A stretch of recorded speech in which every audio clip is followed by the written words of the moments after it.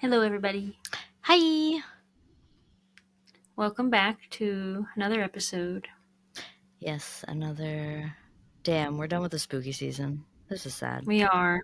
We're in Yeah. the middle of November now. Damn, I'm sad about it. Still, Yeah. I bet. I It bet went so future me fast. is still sad. Yeah. It's technically still here as we're speaking, but it is going to be over any Yeah. minute. Yeah, literally, we're about to blink and it's gonna be over. hmm So, when you're listening to this, I am depressed. I'm slowly getting ready for Thanksgiving. So,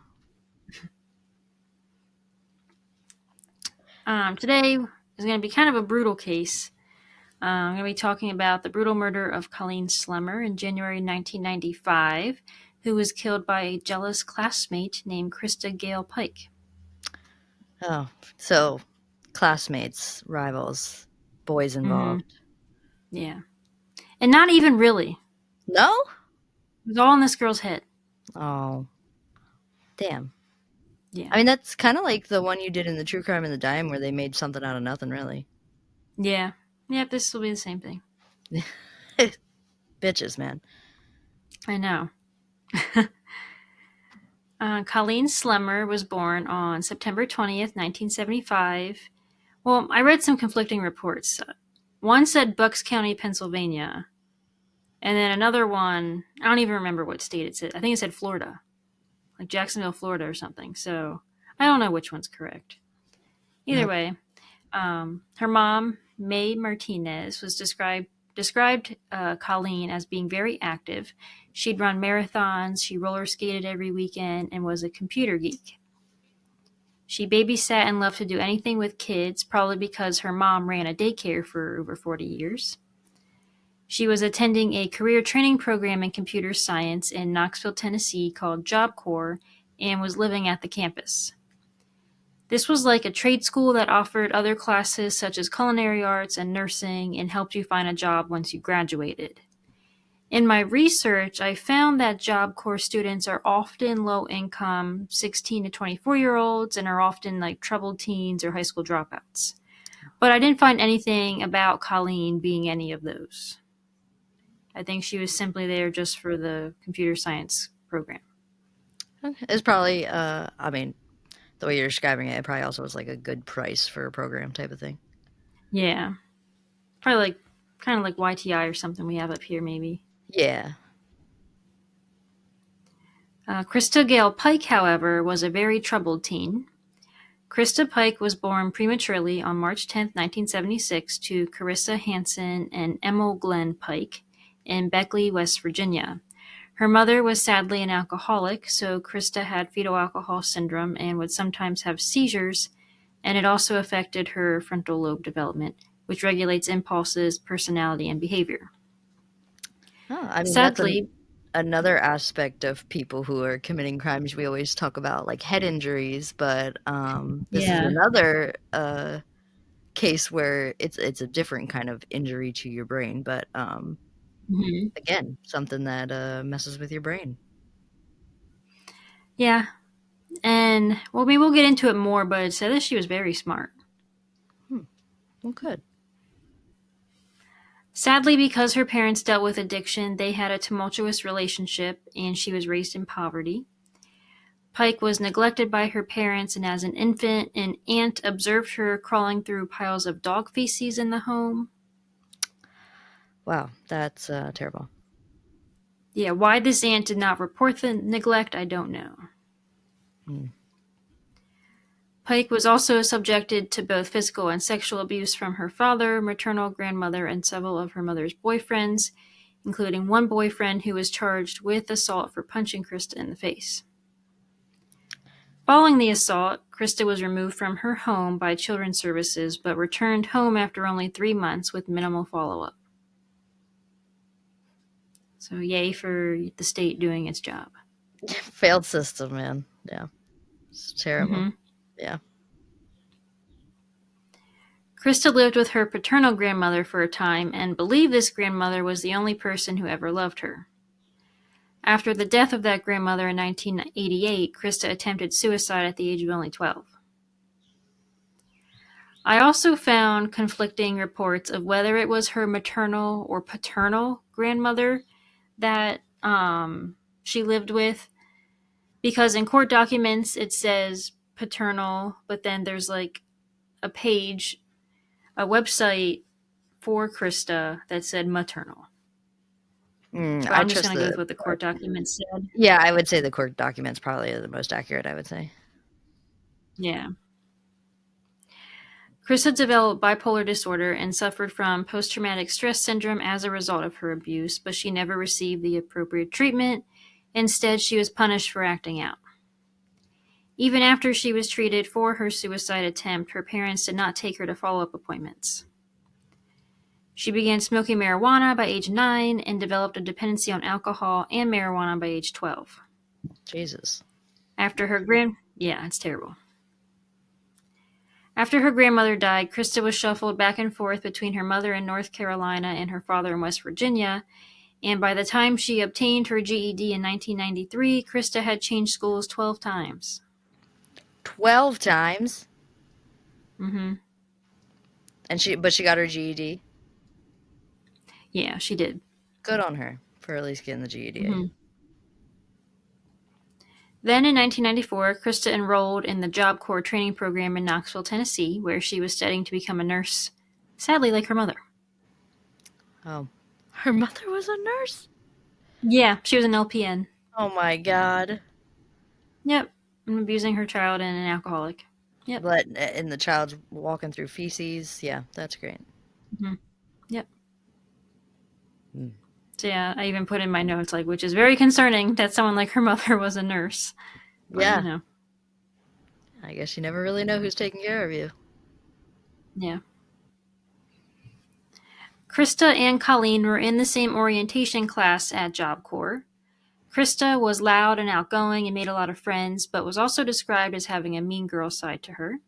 She thrived on popularity and was said to be intelligent. She met a guy named Tadaryl Shipp, who was also a Job Corps student, and they began dating. He was tall, had a lot of friends, was active, and described as a cool guy, but he got into fights and would radiate anger whenever he was mad. He also claimed to be a Satanist. Friends of Krista's at the time said she didn't seem like the type who would be into that, but she embraced it when she was with him. And then Colleen was described as being quiet but friendly. One day, Colleen was walking down the hall and waved it to Daryl because he was an acquaintance, and Christa either found out or saw it and assumed Colleen was trying to steal her boyfriend Oh no, this is where it because starts. she waved at him. Yes, this is where they start. She's gonna start Mm-hmm. like making up a story in her head. Yep. And all the other, I watched a YouTube little documentary short from Investigative Discovery, and there's like former classmates that were talking on there, and they were saying that she wasn't into him. Oh, well, I mean, yeah, Like they insisted Colleen was not interested in Daryl or even really dating in general. yeah. She probably was just being a nice person, being wanting to be a Yeah. friend or whatever. Yeah, Yeah, like, hey, how's it going type of thing, you know? yeah. Christa confronted Colleen and told her to stay away from Daryl and started spreading fake rumors about her and would call her names whenever she saw her. Man, I don't miss one And thing then, about school oh, I because that's know. exactly what it's like, man. They just start Mm-hmm. rumors start flying. You open your mouth, gossip. Yep. Yeah, it's, yeah, I don't miss it either. Yeah. On Investigation Discovery, they also, former classmates of hers said that Colleen never acted inappropriately towards Daryl. After a few weeks, Colleen confronted Christa, saying she doesn't want her boyfriend and isn't into guys like Daryl. And of course, Christa took that the wrong way because Daryl is black. And then she started spreading rumors that Colleen is a racist. Oh my goodness. Yeah. Christa even went to Colleen's dorm room once and trashed it and stole from her. Although Christa didn't exactly come forward saying she did it, but she was involved with whoever she got to do it. So it's unclear if Christa did it herself or if she got someone else to do that for her. But either way, she was involved with the trashing of Colleen's dorm. Well, and also they And can't this was prove the it. last straw for Colleen. Yeah. They Yeah, can't. Yeah, they probably wasn't cameras in the 90s. no, they couldn't prove who exactly was doing it, but she knew like hmm who's like starting shit with her type of thing. Yeah. And that was the last straw for Colleen. She reported the bullying to staff, knowing it would likely get Colleen kicked out of the program, or get Christa kicked out of the program, because she had already been in trouble multiple times for things like fighting, skipping class, and being into Daryl's room after hours. The disciplinary board investigated and told Christa she'd reached her last strike. Any other issues, and she's done with the program. So this obviously made Christa even more angry with Colleen. Yeah, because And all snitches get this happened. stitches, man. Yeah, But I'm just kidding. Like she should have went. Like, leave me alone, bitch. I didn't even start anything with you. I waved at your I know. man. Like, how Yeah, about you? Colleen did nothing wrong. Yeah, like go work on yourself, girlfriend. Like, we could do a hmm little bit better here. Take your man. Leave me alone, and I promise you, I will not. I'm not even here to disturb your relationship. So that's why is she wasting her time? Yeah, she's literally just keeping to herself, going to her classes, and she's being tormented. Yeah. All of this happened shortly before Christmas break, and it was said that Christa came back to the campus a nicer, changed person. She would wave at Colleen and make it seem as though they were friends again. Oh wow. When On was she January born? Is she a 12th, Gemini? A two-faced? maybe. Yeah, when was, I don't know, what did I say she was Yeah, born? I didn't catch it. Christa was born March 10th. Oh, I don't know what March is. Brandon's the 19th, and he's a Pisces. That it probably is Pisces because I'm Aquarius, which is right before, and that ends at the Yeah, end so of yeah, February. So yeah. Pisces. Okay. Crazy Pisces. On January 12th, 1995, Christa found Colleen on the campus and asked her if she wanted to pick out a movie with her at Blockbuster.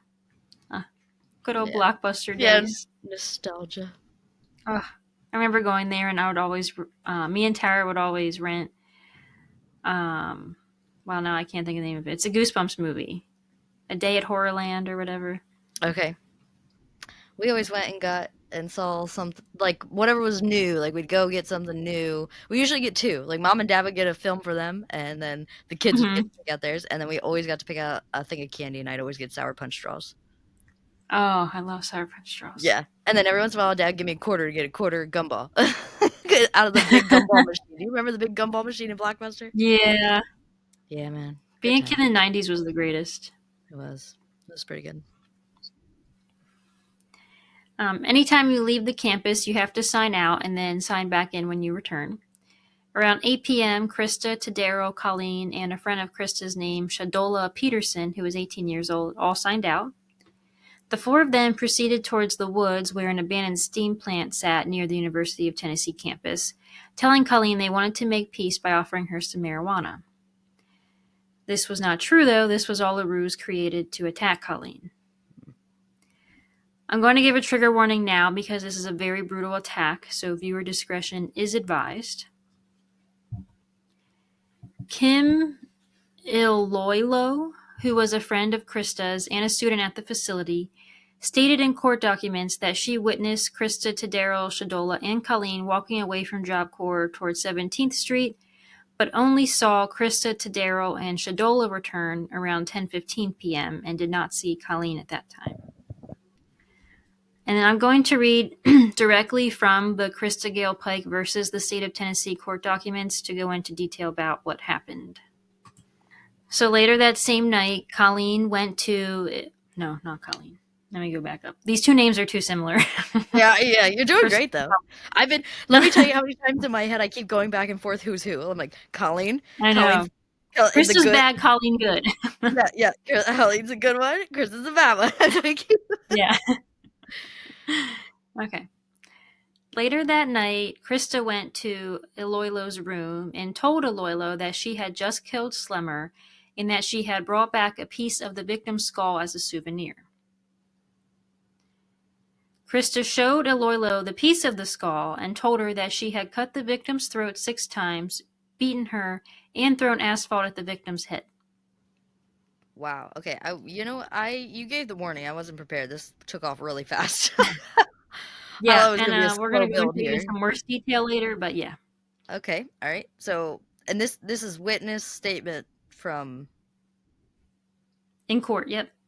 Okay. All right. Wow. A piece of the skull. That's a souvenir to take. Uh, Yeah. apparently. I got nothing.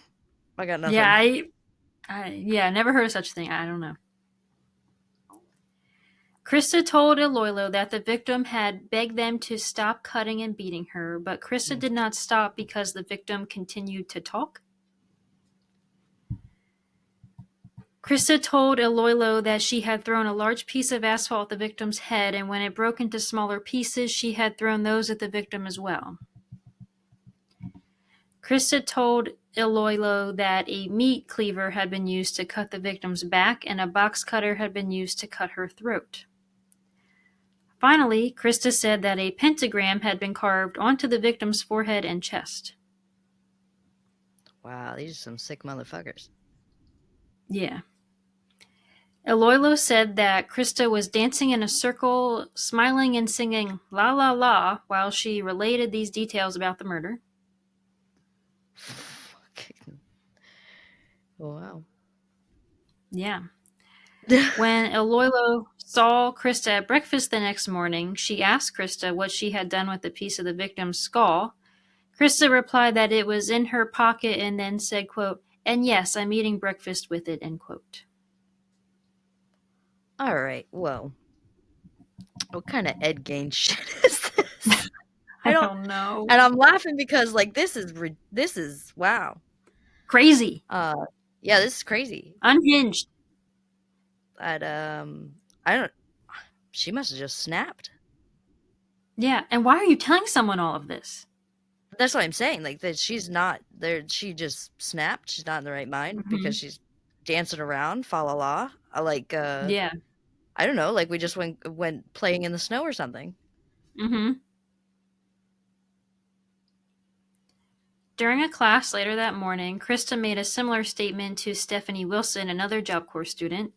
Christa pointed to brown spots on her shoes and said, "That ain't mud on my shoes, that's blood."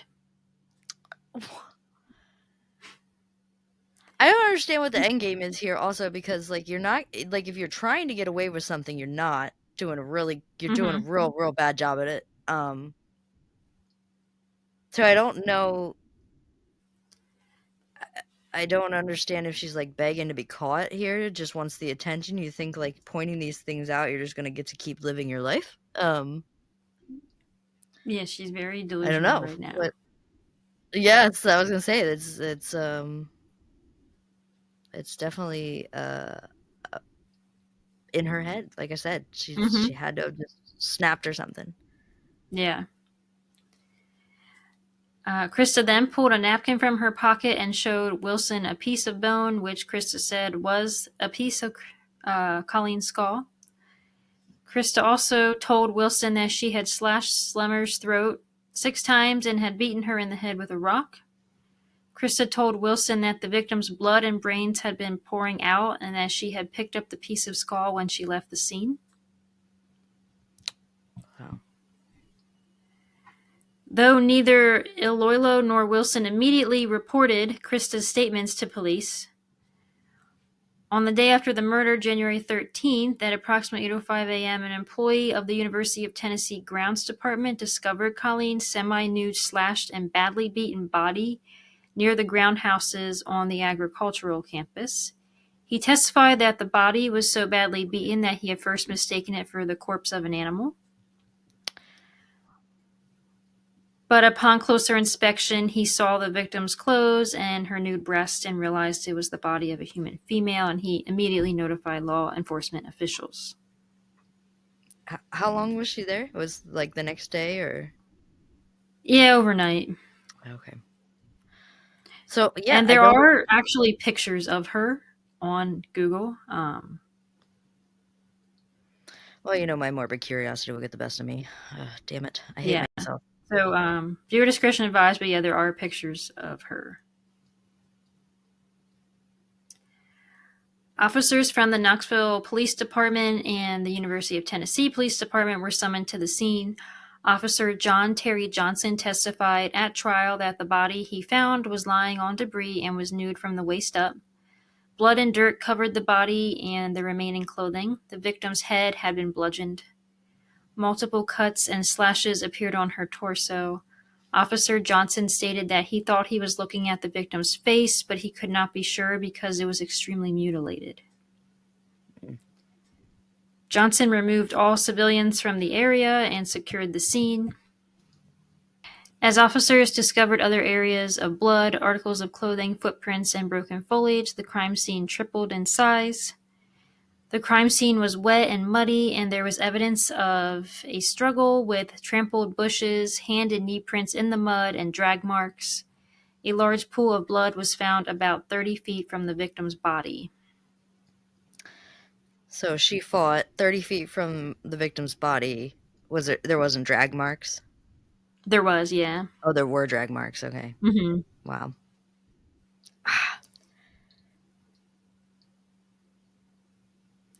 The victim's body was actually lying face down on a pile of debris.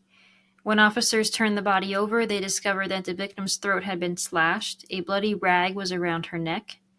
Detective Donald R. Cook of the UT Police Department accompanied the body to the morgue. He observed the body after it had been cleaned and noticed that a 5-point star in a circle, commonly known as a pentagram, had been carved onto the victim's chest. Randy York, a criminal investigator with the Knoxville Police Department, began investigating this case on January 13th, the day the body was discovered. York separately interviewed the defendant and Shipp at the Knoxville, Tennessee Police Department on January 14th, and Shipp is Tadaryl Shipp. Investigator York advised Christa of her Miranda rights, but she chose to waive them and make a statement. Christa explained in full detail how the killing had occurred. Christa's statement was tape recorded and transcribed in 46 pages. Copies of the transcript were given to the jury, and the jurors were allowed to listen to the tape through individual headphones. Did you So now listen we're to going any to of go. it? No, but I'm going to read it. Okay. In her statement, Christa said that she and Colleen had been having problems for some time. Christa claimed to have awakened one night to find Colleen standing over her with a box cutter. Christa told investigator York that Colleen had been trying to get her boyfriend and had been running her mouth everywhere. Christa said that Colleen had deliberately provoked her because Colleen realized that Christa would be terminated from the Job Corps program the next time she became involved in a fight or similar incident.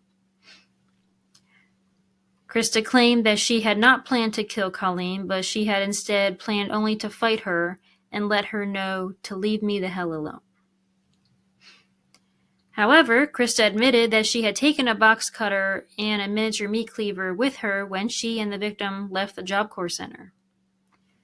Christa said she borrowed the miniature meat cleaver, but refused to identify who had loaned it to her. According to Christa, she asked Colleen to accompany her to Blockbuster, and as they were walking, Christa told Colleen she had a bag of weed hidden in Tyson Park. Though Christa refused to name the other parties involved in the incident, she said the group began walking toward the UT campus. Upon arriving at the steam plant on UT's agricultural campus, Christa and Colleen exchanged words. Christa then began hitting Colleen and banging her head on her knee. Christa threw Colleen to the ground and kicked her repeatedly.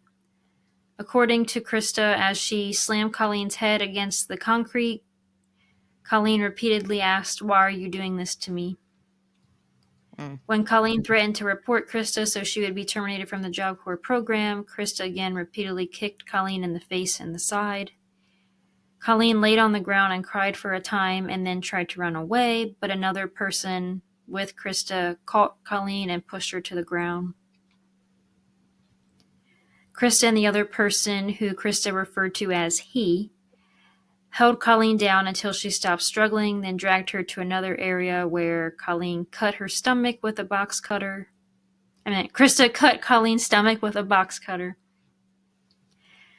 As Colleen screamed and screamed, Christa recounted how she began to hear voices telling her that she had to do something to prevent Colleen from telling on her and sending her to prison for attempted murder.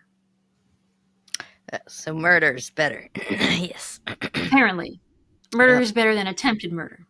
Also, do we ever find out who these people are that are helping? Yeah, it Like, was the people that walked with her, Tadaryl yeah, and okay. But do Shadolla. they get prosecuted then? Yeah. Okay, all right. I just need to know this because like she's trying to be all vague about it, and it's like you can't tell me she's the only one that's about to get nailed for this. No. At this point, Christa said she was just looking at Colleen and just watching her bleed. When Colleen rolled over, stood up, and tried to run away again, Christa cut her back. The big long cut on her back, she was quoted saying. Christa said Colleen repeatedly tried to get up and run. Christa recounted how Colleen bargained for her life, begging Christa to talk to her and telling Christa that if she would just let her go, she would walk back to her home in Florida without returning to the Job Corps facility for her belongings. Christa told Slemmer to shut up because it was harder for her to hurt somebody when they're talking to you. Well, damn. I don't know, bitch. If you're gonna do the big girl crime there, I mean, I guess don't be a coward and you know, I'm gonna keep talking, look at you in the face, whatever. Mm-hmm.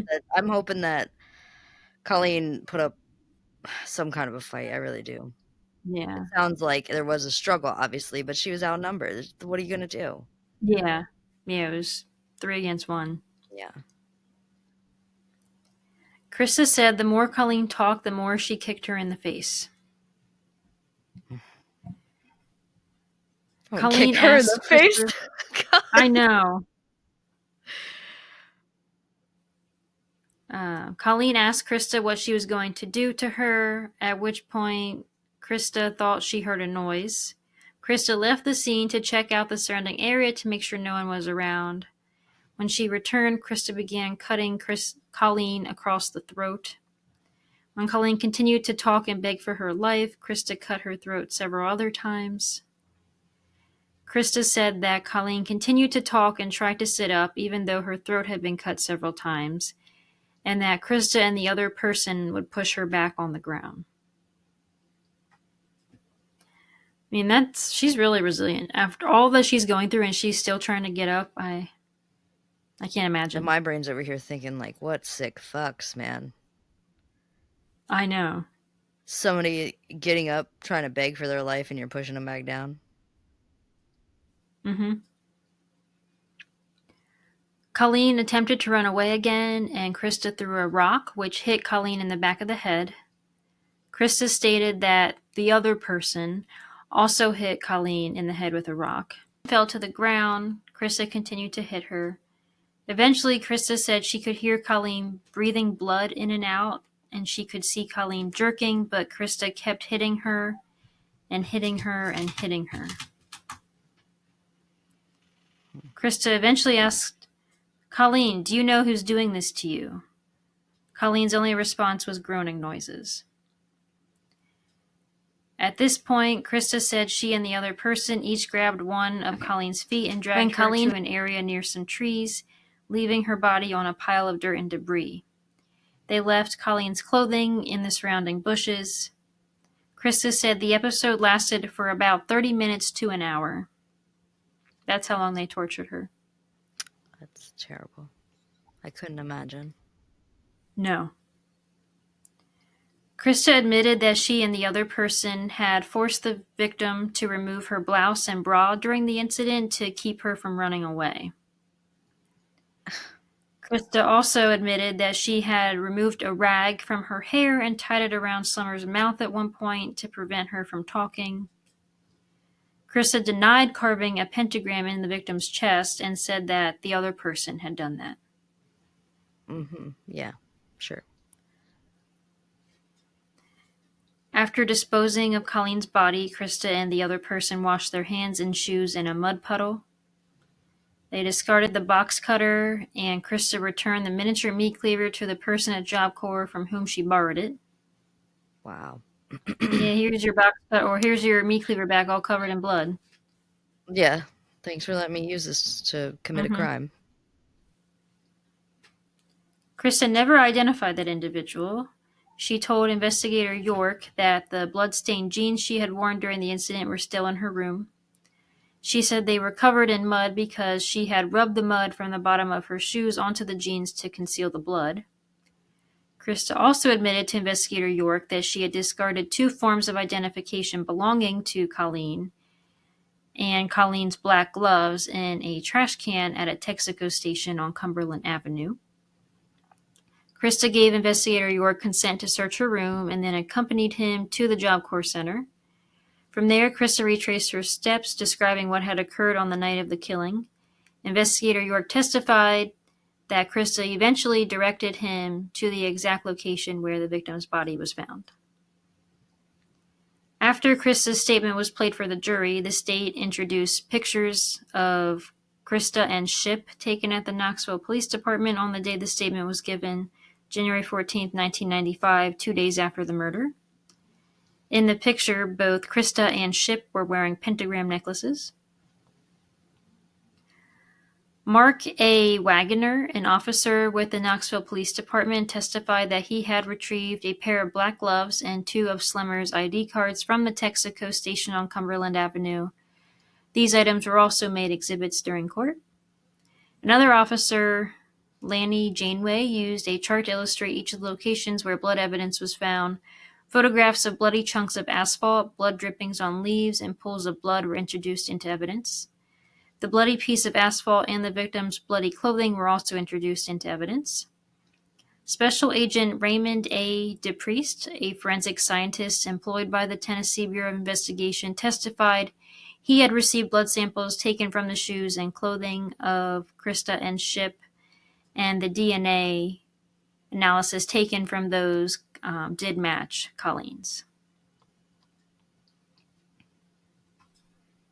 Dr. Sandra Elkins, the Knox County medical examiner, performed the autopsy on Colleen, on the victim, who was later identified by dental records as Colleen Slemmer, a 19-year-old Job Corps student. Dr. Elkins described the victim's body as covered with dirt and twigs. Colleen was nude from the waist up and clothed only with jeans, socks, and shoes. After removing the victim's clothing and cleaning the body, Dr. Elkins had attempted to catalog the slash and stab wounds on the victim's torso by assigning a letter of the alphabet. There were so many wounds that eventually Dr. Elkins decided to catalog only the most serious and major wounds. Dr. Elkins explained that to catalog every wound, she would have been required to go through the alphabet again and stay in the morgue for, quote, 3 more days. Wow. Eventually, Dr. Elkins said she basically threw up her hands and just said innumerable more slash wounds on the back, arms, and chest. Like she couldn't even like count you them said, all. torture. Like they just tortured this poor girl. Mm-hmm. In addition, Dr. Elkins said the victim had purple contusions on her knees, indicating fresh bruising consistent with crawling and defensive wounds on her right arm. Dr. Elkins described the major slash and stab wounds she had cataloged on the victim's back, arms, abdomen, and chest.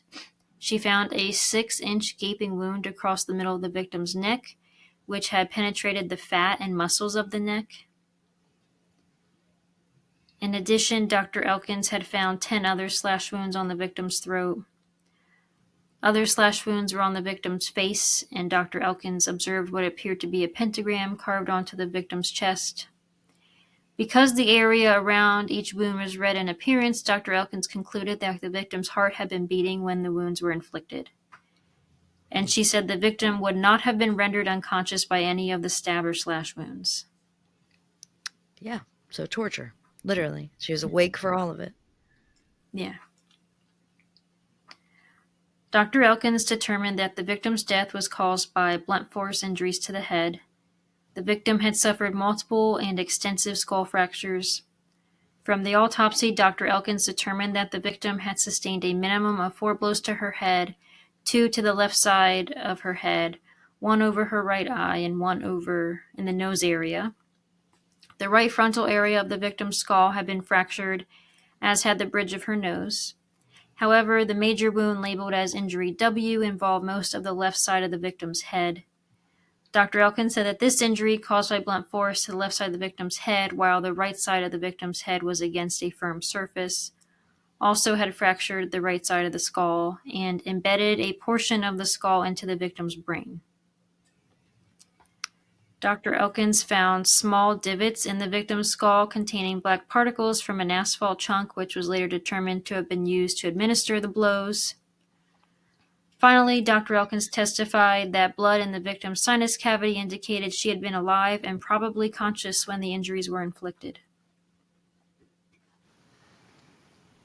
During her testimony, Dr. Elkins utilized the victim's skull to describe the injuries.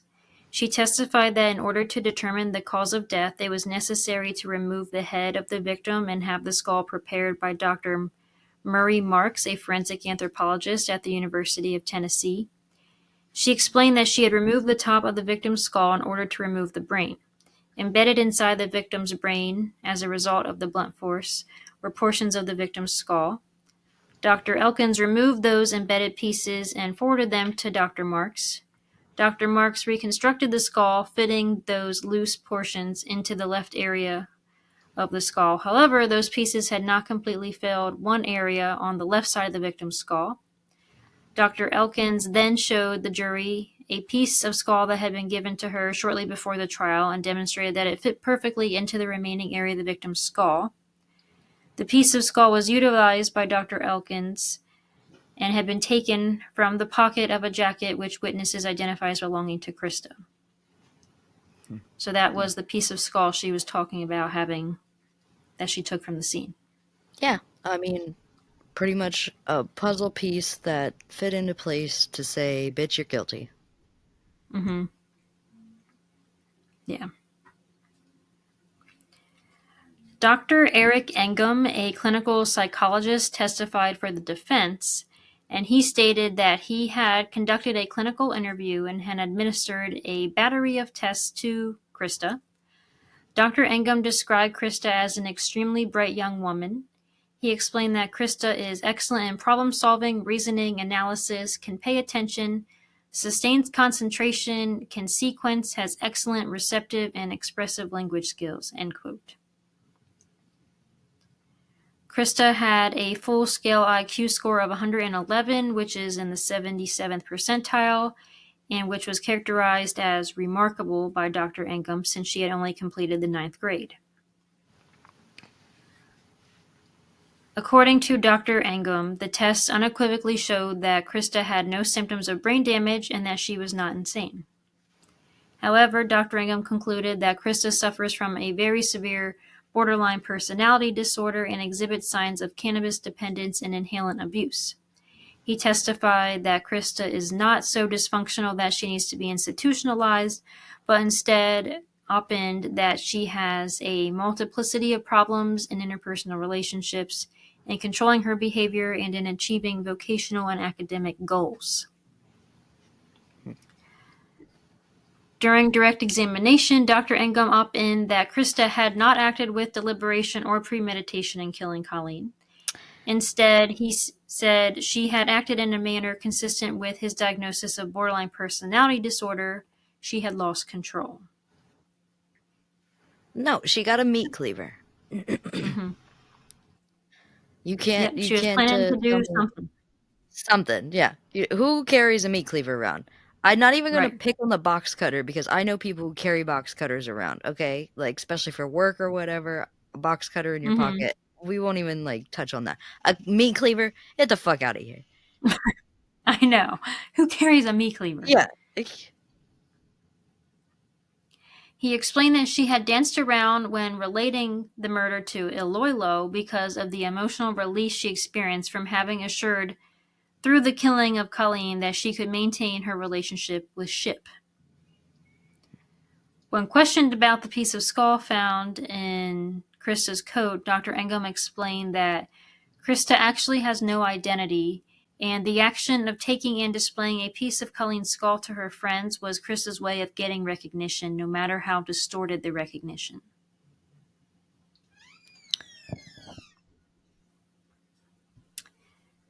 On cross-examination, Dr. Engum said that there was no question that Christa had killed Slemmer. He reiterated that in his opinion that once the attack began, Christa had literally lost control. However, Dr. Engum admitted that Christa had deliberately enticed Colleen to the park, carved a pentagram onto Colleen's chest, bashed her head against the concrete, and beaten her head with the asphalt. Dr. Engum agreed that Christa's act of carrying weapons with her indicates deliberation.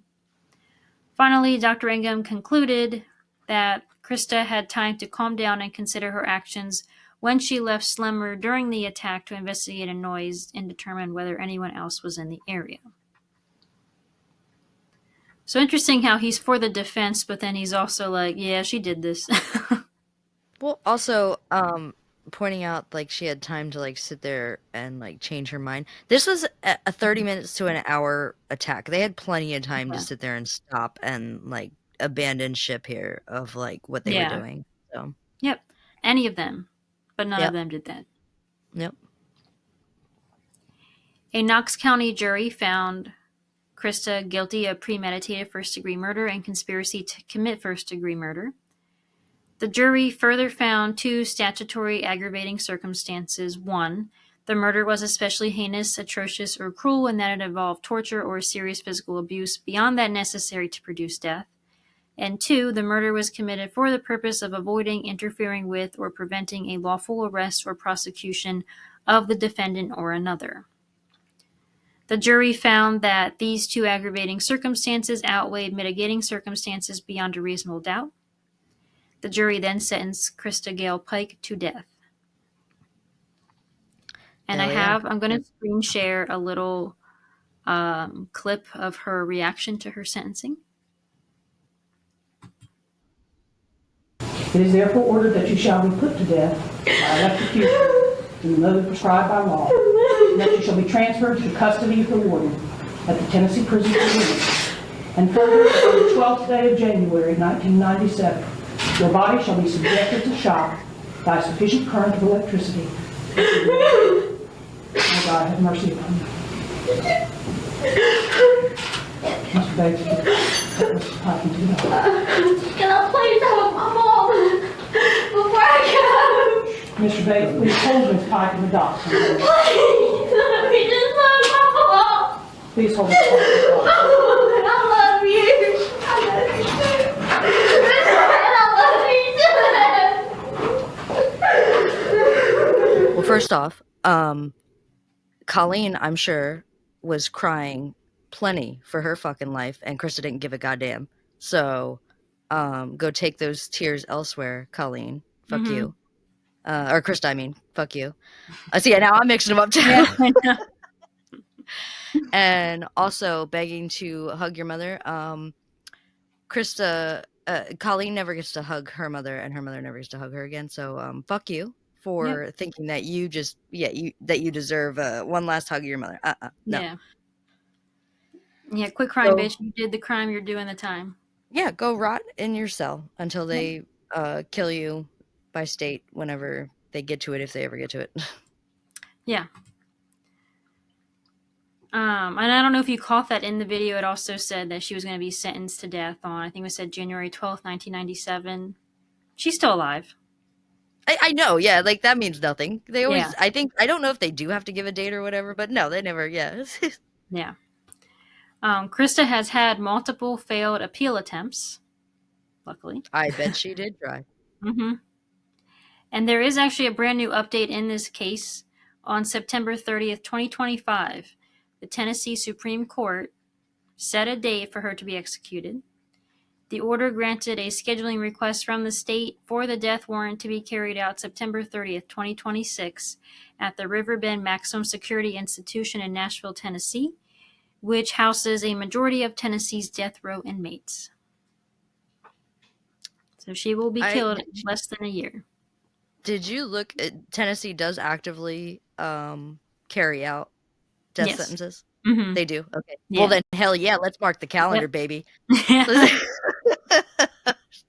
September 30th next year, Yep. we're gonna a live A live watch execution party. party. I'm just kidding. Yeah, I know. Just kidding. But I mean, I It's hope warranted they though. yes, it is, and I hope that they Tennessee State holds up their end of the bargain here of their prosecution and do what they say they're gonna do. I mean, she's been alive for how long, and this has been how long? Mm-hmm. Right. Under the terms of the Supreme Court order, the prison warden is obligated to notify Pike of the method that the Department of Correction will use to execute her by August 28, 2026. Condemned inmates in Tennessee usually die by lethal injection, the state's default execution method, but electrocution, which, while outdated, is technically also authorized as an alternative that inmates can choose as long as they committed a capital crime before January 1st, 1999, which she would Yeah, fall because into that. if you heard in her sentencing, it says by electrocution, by electric Mhm. chair, that she would be executed. Yeah. Yeah. Christa Pike is one of the youngest women to be sentenced to death in the United States and will be the first woman executed in Tennessee in more than 200 years. Damn. Mm-hmm. Yeah, she's a bad egg. Yeah, that's a bad egg. There was no reason for that overkill. I don't No, care what the situation was behind it. And in this case it was literally nothing. it was literally nothing. Someone waved Which at is your boyfriend. Boo hoo. yeah, that's tells me how insecure that little relationship was. Right.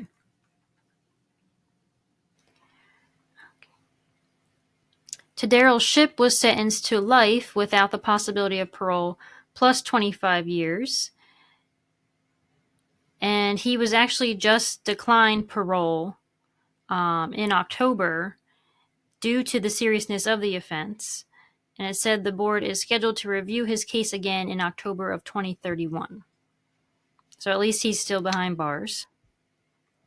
Yeah, I'll give it that. Yeah, And Shadolla he's a piece of shit Peterson was too. also charged in connection with the crime, but she received probation after becoming an informant. Oh, girlfriend gotta die with Yeah. those secrets. She'll probably never admit how much she was involved. Yeah. And I don't know how much Mm, she participated either. I don't know if she just stood there and watched. It sounds like it was mostly Christa and Tadaryl, but I'm sure, I mean, she was yeah, there. I'm sure she did something. yeah, man. Wow. Yeah, that's the horrible murder of Yep. Colleen Slemmer. That's fucked, man. Yeah. Young, they not like I know they're adult age, but like 19, like they're still like kids. Yeah. And to And carry a piece of her skull as a souvenir and show yep. people and tell them about it. And then that's your reaction when you're surprised you get the death sentence, bitch. Like, fuck out of Right. here. And you're going to Now that I cry see over what it. she looks like, it was not what I was picturing. Right. Yeah. That big 80s Pictured, hair. yeah, pictured her running around with la la la piece of human skull in her pocket. Mm-hmm. Snap you like a twig, girlfriend. Yeah. Glad you're in prison. Yeah. I hope you're rotting and miserable every day until you die next year. Yep. Terrible. It's horrible. Mm-hmm. Yeah. Poor, Her poor mom. Like, I yeah, can't poor, imagine learning what your daughter went through. yeah, damn. Yeah, that was brutal. You warned us. I'll Yeah, give I you did. that. I You did. did. I'll give you that. Your discretion was definitely advised on this one. um, well, with that one, I hope you tune into the next one. Yeah. Please do. They won't all be this brutal. No, no. These stories need told too, though. They do, Poor though. Colleen. I People need to know never, what's happening out there. yeah, I never heard that name or Mm-mm. anything. So we need to tell these stories, no matter how brutal they are. You can always skip ahead if you don't like it. Yeah. Make Like a Shadow, and follow us on Facebook, Instagram, and YouTube at Lurking in the Shadows Podcast. Check us out on TikTok at Lurking in the Shadows Pod. Any questions, concerns, or case suggestions, shoot us a Gmail at Lurking in the Shadows Podcast at gmail.com. And keep lurking around for our next episode. Bye. Bye.